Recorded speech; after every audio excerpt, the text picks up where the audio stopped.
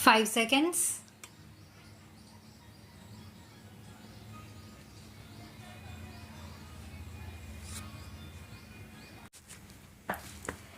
We all have gathered here for an important conference. It is important in the first instance because it is the first meeting of the state ministers of rural development, rural housing and Panchayati Raj after my government took office in New Delhi. Hence, I must at the very outset both welcome you to this conference and thank you for giving me this opportunity to meet important representatives of the state government. But a greater reason that lends importance to this conference is its subject. Rural development, rural housing and Panchayati Raj constitute an interdependent set of concerns which are at the very heart of India's present and future national development. Precisely because of this reason, they are at the heart of the national agenda for governance, which is the blueprint of my government's policies and priorities. To explain the importance of rural development in the context of our common dream of building a new India is to blabber the obvious. India is a land of villages. Between 60 and 70% of our population live in villages and is engaged in agriculture and allied activities.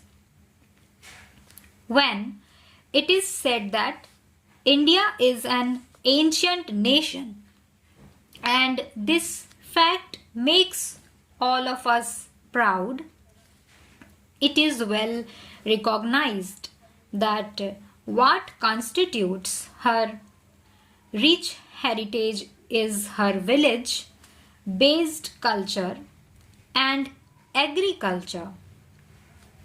It is on the solid foundation of this ancient culture that India is emerging as a potentially strong and modern economy.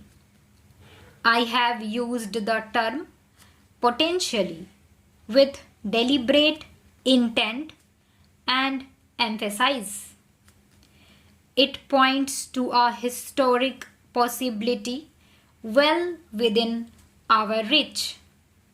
It also powerfully reminds us that the possibility of India becoming a strong economy and a strong nation depends crucially on the attention we pay to the all-round development of our villages and our agriculture. This is where the subject of today's conference assumes its paramount importance.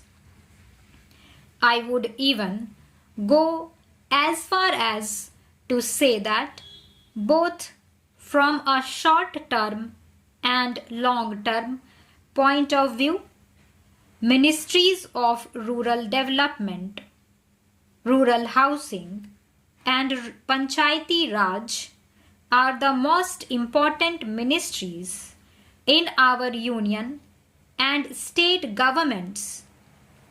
I wish to underscore this core belief of mine because it goes against conventional wisdom and practice hitherto followed. Rural development is the engine of India's national development. For most parts of the post-independence history, rural development did not figure as a national priority in terms of either financial investments or administrative attention. The result is there for all to see.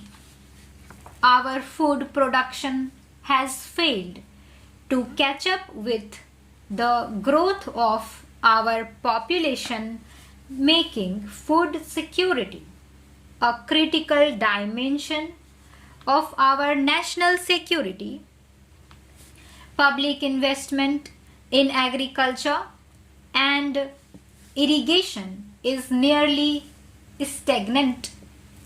Of those living in areas as many as 25 crore people live below the poverty line. We need as many as 2 crore houses to be built or upgraded in rural areas in order to provide decent habitat to our rural poor.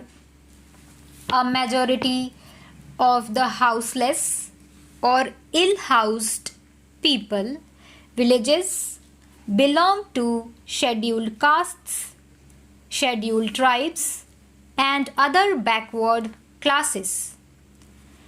Deprived of gainful and sustainable employment in the villages of their origin, millions of them migrate to towns and cities each year. There too, they live a life of deprivation. Let us look at another face of the contemporary Indian reality. We pride ourselves in being the largest democracy in the world, and rightly so, but what is the health of our democracy and the grassroots level in our village panchayats? We have to admit that we as a nation have failed to tend the roots. When the roots are not well nourished, the tree cannot be very healthy. Thus, we see a cruel paradox. Village India, which has sustained our culture and economy, has been condemned to the state of backwardness. I am not here criticizing anybody or any party or any government. Let us admit that this has been our collective failure as a nation. And let us use the recognition of this bitter truth as the basis of a strong national consensus to give the top priority to rural development.